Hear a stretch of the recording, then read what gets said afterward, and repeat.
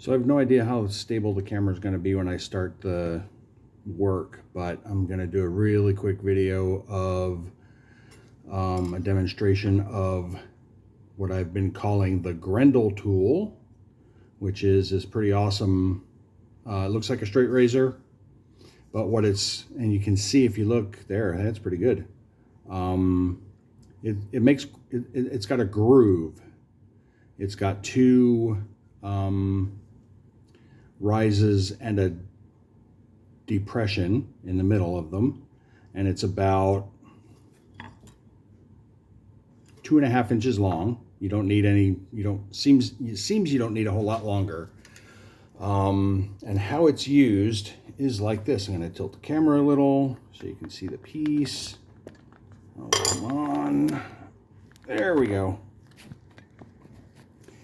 And it works like this. I've got a piece of annealed copper tubing, and I've got the Grendel tool, and I've got a very smooth marble tile that I'm working on. And I've done about 6 inches so far. And what you do is, what I do is I index the tool into the last groove I cut, and I put a little pad because my hand is soft. My hand is soft, and when you're making, these are 1/16 of an inch wide, and I'm doing 12 inches. So you do the math. It's well in excess of 144 grooves. And then you just work it back and forth, about 10 strokes.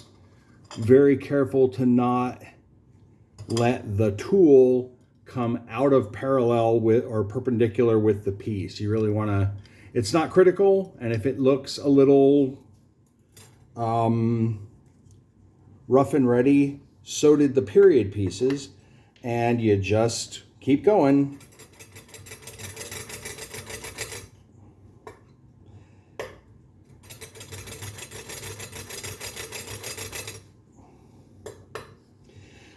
Until you have, I'm going to go until I have the whole rod, the whole tube done again.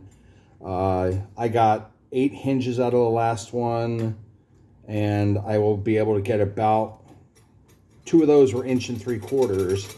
So,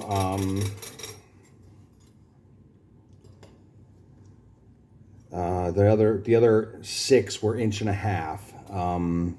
And that's just for the necessities of the piece I'm going to be attaching them to. And you just keep going and going and going, and you get, I don't know if the camera does show it pretty well. Beading, essentially. What the tool is really intended for is to be used on a solid wire and make beaded wire. I have a piece of that here, which I don't know if you can really see, but yeah, hey, there it is, beaded wire. I didn't make that, that was store-bought, but I have pounds of brass and copper and nickel wire that I had this tool made for, and with the intent that if any of my customers ever said, hey, I'd really like a beaded wire on the edge of my coronet, I could just make it for them instead of having to try and source it, because it's not always easy to source the sizes you need. So, but having learned the trick of annealing to soften the metal, I'm probably never not going to do that again. It's when I use the regular hardened tubing, I can barely make a mark with this tool, but this one makes pretty easy marks. And it's not the perpendicularity. You want to be close so the tool doesn't wander, but close is good enough. You don't have to be perfect. You don't need any special jig or anything to make sure the wire that you're beading is rolling straight. One of the things you do need is the stock itself has to be fairly straight to begin with. And what I noticed is that as I'm rolling it, it gets straighter and straighter because I'm essentially hammering it gently straight like this. As I was annealing it, it developed a bow. And then as I started rolling it, I rolled it once with my hands and it got pretty flat. And then in the process of making the beaded wire, it's gotten pretty close to perfect. So that is kind of the demo. Thanks for watching.